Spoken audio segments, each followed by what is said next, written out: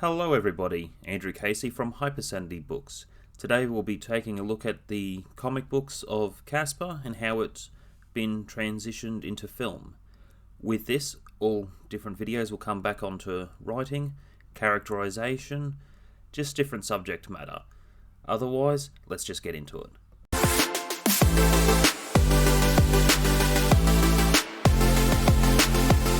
Number 10. Original source material. So with Casper, he started off as a small short story. It didn't do too well. Eventually, from 1939, the rights were then sold to Paramount in 1945, and then it was turned into a short film like this. Casper just doesn't like to scare people. Guess it sounds sort of silly, but, well, he'd just rather make friends with them. In 1952, HARVEY Comics, they acquired the rights to a lot of different franchises, and this was one of their most successful. So that's where Casper was first adapted into comic book form. After doing a lot more research and heaps of cross-referencing and digging, there are a heap of books and comic books featuring Casper. With Casper, he started off more as a ghost with ghost parents. The certain tropes you can see with people being scared.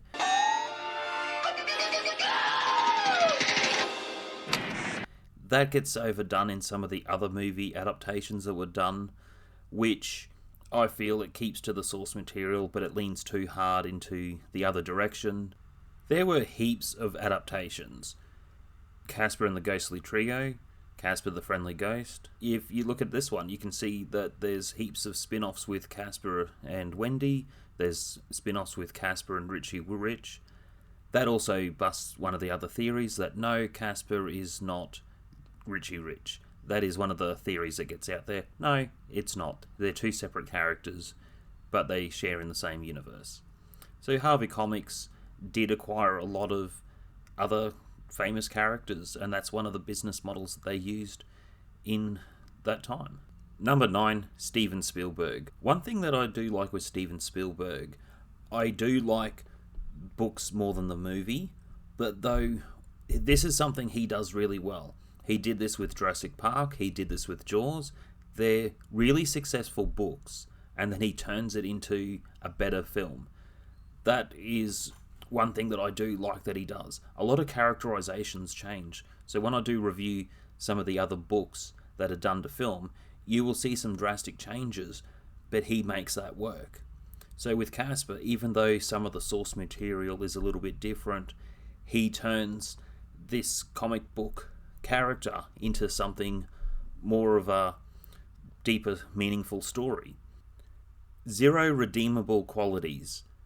One of the things with the Carrigan character, she has 0 qualities for any sort of redemption. This is not fair.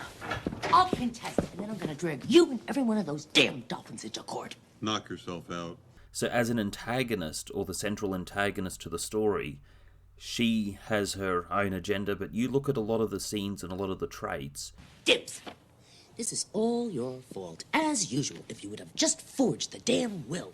You look at obsessive-compulsive personality disorder, like I discussed in the Devil Wears Prada video. The difference is between that or you look at Ebenezer Scrooge having the same sort of disorder. They have redeemable qualities. The investments haven't grown as they should. So you said last year? Business continues to be poor. Why do you delight in torturing me? I told you, these were the shadows of the things that have been. That they are what they are, do not blame me. She's not thinking or considering of any of the risks or consequences to her actions. So when it comes within the end, her death is quite satisfying, but that is also one of the biggest flaws to that type of antagonist. So there are other antagonists without redeemable qualities, though for the purposes of writing a character like this, yes, she cannot be redeemed. There's room for everyone on the nice list. Number 7, therapy boundaries. It's a lack of resolution. Ghosts are simply spirits without resolution, with unfinished business. His surname was inspired by the Harvey brothers as a tribute to HARVEY Comics. So with this character, he has a lot of unfinished business to the death of his wife as to why he's doing what he's doing and trying to be a therapist to the dead, or as he calls it, the living impaired. Within the film, he's trying to help with the ghostly trio. Now, this is a triagonist dealing with other triagonist characters, which are all relevant to the story, but it's where characters are doing something apart from the main character, or the deuteragonist, in this case. With Dr. James Harvey, he doesn't set the boundaries properly with the ghostly trio, because he's also... they know what his objective is, knowing about his passing of his wife. So they use that as another way of playing a game with him. Hey, what a dish, Doc. The little missus, perhaps? Hubba, hubba. That's all, you animal. You've actually seen her. What, you think I'm blind? Of course I've seen her. Who hasn't? Well, you're not looking for her, are you, Doc? Though he takes another approach with setting boundaries in a deleted scene, which in some ways I can see where the scene doesn't work, but he's trying to force the point forward, and it does confirm that the ghostly trio are blood-related relatives to Casper. So that's one thing that's confirmed within this story, and it's also confirmed within the comics. Number 6. Ghostly trio's unfinished business. One of the things... so the triagonists all work together in their own way to keep the story engaging. Now, with the ghostly trio, they don't really touch into their personal life. That's why they need therapy. We've been the ghostly trio long enough. Time to make it a quartet. So I would say in their life, to the passing of their brother, that was something that they had in their life that was also confirmed in the story that they don't have, that needs to be filled. That's why they had the intention to kill. Number 5. How did Casper die? With this story, he dies with AMELIA. Now, it's more tragic when you hear him in the dialogue. I begged and begged my dad to get me this sled. And he acted like I couldn't even have it. Morning, I came down for breakfast, and there it was, just for me. Went sledding all day. And my dad said that's enough, but I couldn't stop. I was having so much fun. Got late. Got dark. Got cold. And I got sick. My dad got sad. I remember, I didn't go where I was supposed to go. I just stayed behind, so my dad wouldn't be lonely. J.T. McFadden. Is that your dad? Mm-hmm. McFadden claimed that he was haunted by the ghost of his dead son, and that he invented a machine to bring him back to life. The Lazarus. The father is a character that's not in the film, but posthumous, he's still seen as that ghostly figure without actually being literally there. His story still impacts the main plot as it unfolds, that Casper had a father who built the Lazarus machine, was also declared insane and taken away. So there are some very dark elements within the story, but it is kept a lot cleaner to go over the heads of children, but it's there if you're looking for it. And I quite like this aspect. The story could have been a lot darker, absolutely, and it still could be appealing to a family audience. Though the sad tragedy, listening to certain parts of the story, I would say that his father was taken away and had his unfinished business where he couldn't help save his son or bring his son back to life. And by being locked away in the mental hospital, eventually it just led to his death. Number 3, AMELIA HARVEY. You and Kat loved me so well when I was alive that I have no unfinished business. Please don't let me be yours. So another posthumous character who's a character but overseeing the events, more as a supporting character. She is part of Harvey's unfinished business to why he's looking for ghosts. Now, just listen to these few scenes, because it does challenge a lot of subject matter.